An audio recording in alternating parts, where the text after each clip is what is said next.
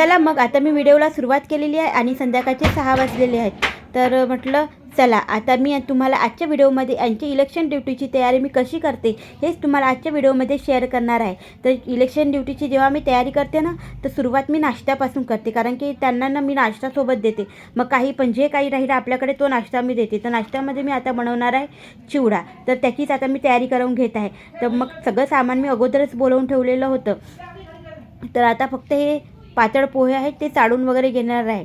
फक्त अर्धा किलो पोह्याचाच मी चिवडा करणार आहे. परत त्याच्यात आपण मुरमुरे वगैरे टाकतो. परत आपण आपल्याकडे मक्याच्या जे पोहे असतात ना ते पण तळून वगैरे टाकल्यानंतर मग चिवडा हा भरपूरच होतो. म्हणून फक्त अर्धा किलोचाच मी चिवडा करणार आहे, जास्त काही नाही. चला मग. तर ना कांदा मिरची याचे काप वगैरे मी सगळं अगोदरच करून घेतलं. फक्त आता मी पोहे चाळले आणि मोठं घमिलं ठेवलेलं आहे जर्मनचं, आणि त्याच्यामध्ये मग मी थोडंसं तेल घालून आणि हळद घालून छान असे पोहे क्रिस्पी होतपर्यंत आपल्याला भाजायचे आहे. तर चला मग मी ते पण तेवढं क्रिस्पी होतपर्यंत छान असं भाजून घेणार आहे. पोहे भाजायला थोडा वेळ जातो. उमापती महादेव परत माझे गुरु श्री स्वामी समर्थ यांच्या चरणाला त्रिवार वंदन करून मी श्वेता माझ्या मराठी ब्लॉग चॅनलमध्ये परत एकदा तुमचं मनापासून स्वागत करते. तर आता तयारी सुरू आहे माझ्या चिवड्याची. तर यांची इलेक्शन ड्युटी आहे. तर इलेक्शन ड्युटी म्हटलं की कसं आहे ना,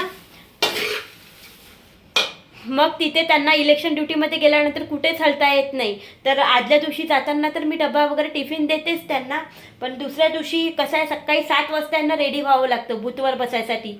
तर बूथवर बसण्यासाठी ना मग काही त्यांना सकाळी सकाळी एवढा नाश्ता वगैरे नाही राहत. तर म्हणूनच मी चिवडा वगैरे तयार करून देते.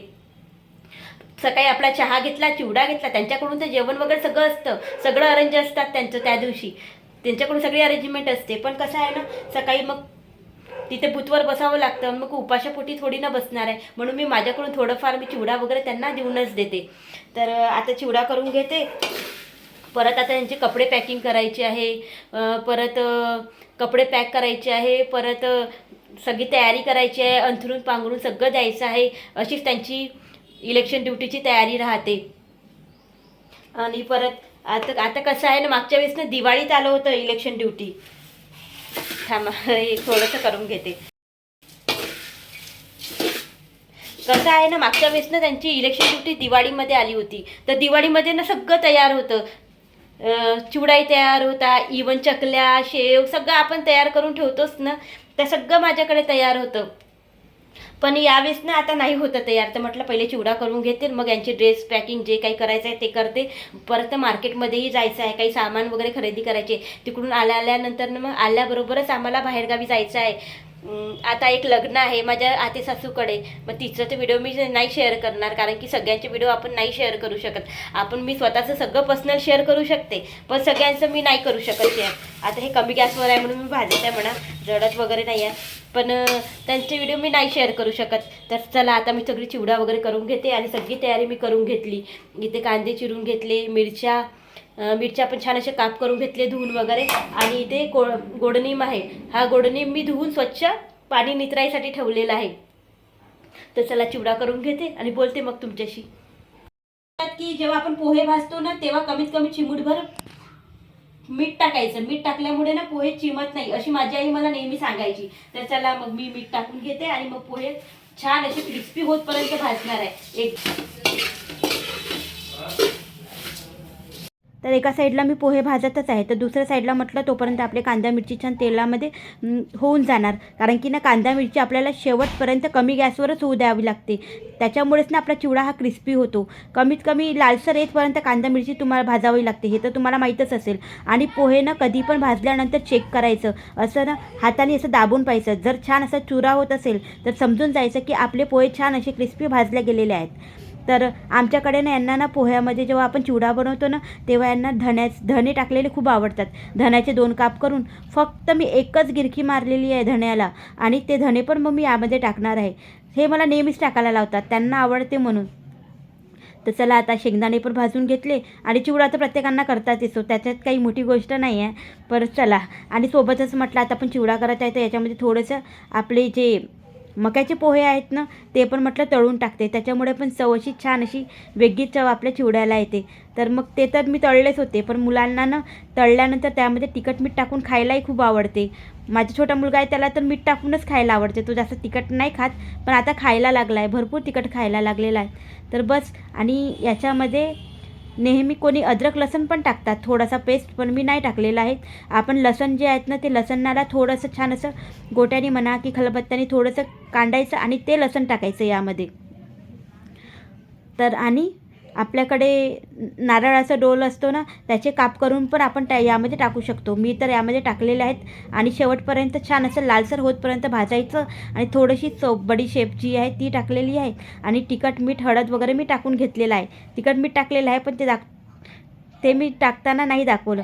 तर बस, आपलं हे पण आपलं जे मिश्रण आहे ते पण तयार आहे. फक्त आता पोह्यामध्ये टाकायचं काम आहे. त्याच्यानंतर आपण हे पोह्यामध्ये टाकल्यानंतर सगळं छान असं एकजीव करून घ्यायचं. त्यानंतर डबल आपल्याला गॅसवर नाही भाजायची गरज राहत. तुम्हाला वाटलं तर भाजायचं, नाहीतर नाही भाजायचं. बस, आता मी सगळं मिक्स करून घेतलेलं आहे. तर आता ना मला यामध्ये मुरमुरे घालायचे आहे.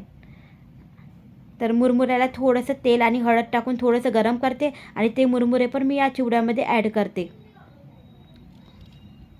असाच मी साधा सिंपल चाल चलाऊ असा चिवडा मी बनवते घरच्या घरी.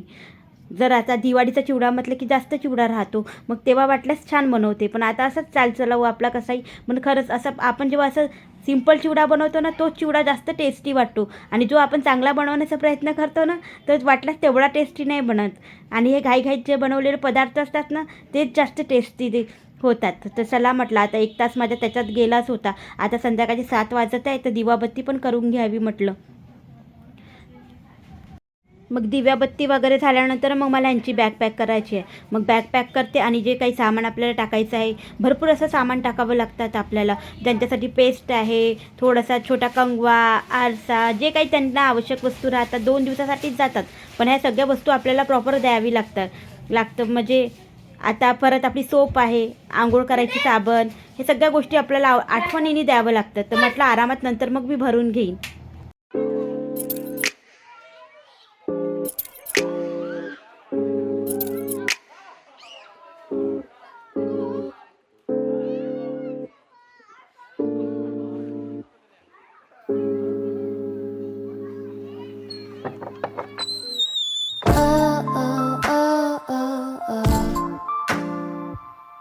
त्यानंतर ना मी काहीच शूट केलेलं नाही. आता हा दुसऱ्या दिवशीचा टायमिंग आहे.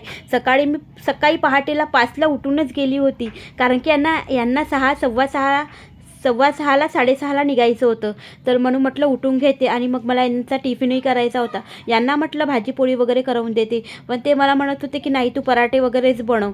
तर बघू शकता, इथे बॅग मी त्यांची पॅक केली. त्यामध्ये एक जोडी कपडे आहेत, अंथरून पांघरून जे द्यायचं आहे ते दिलं आणि बाकीच्या जे सामान वस्तू लागतात ते दिलं. आणि यामध्ये यांचे डॉक्युमेंट्स वगैरे आहेत. डॉक्युमेंट्स त्यांना सगळं व्यवस्थित सोबत न्यावं लागतं, आठवणीने, कारण की एकदा तिथे गेल्यानंतर त्यांना वापस थोडी नाही येत आहेत. म्हणून सगळं सामान आम्ही अगोदरच रेडी करून ठेवतो. आणि सोबत बाजूला नाश्ता मग चिवडा दिलेला आहे, जो तुम्हाला मी दाखवला होता. आता तो कालच करून ठेवलेला होता. तर बस, आता त्यांची बॅग पण पॅक झालेली आहेत. सगळ्या गोष्टी आठवणीने आपल्याला द्यावे लागतात, पेनापासून सगळं. तर बस, आता यांची बॅग पॅक झाली आणि आता मी उठली तर 5लाच होती. मग एका साईडला कणिक भिजवून ठेवली आणि पहा, 5:45लाच हे रेडी होऊन गेले. तर रेडी झाले आहेत आणि ह्या बाबतीत तर खूपच प्रॉपर आहे म्हणा. ते कुठं जायचं म्हटलं की पहिले रेडी होऊन जातात. तर आता मी ते तिखट मीठचे पराठेच बनवून देणार आहे. तिखट मीठ, अजवाईन आणि छान असं कोथिंबीर वगैरे टाकून त्याचे पराठे बनवले आणि 7-8 पराठे बनवले. त्याच्यानंतर एका साईडला मग चहा दिला. तर म्हटलं सकाळी तुम्ही जातच आहे, गोळी वगैरे खात आहे, तर एक पराठा, चहा, जेवढा नाश्ता बनतो तेवढा खाऊन घ्या आणि मग निघा. तर आता ते मला समजावून सांगत आहे की तू आपलं आधार कार्ड घेऊन जाशील. माझं ना वोटिंग गावाला आहे, तर मग मी तिथे वोट करायला जाते. तर ते मला समजावून सांगत होते. चला मग आता इथेच मी व्हिडिओचा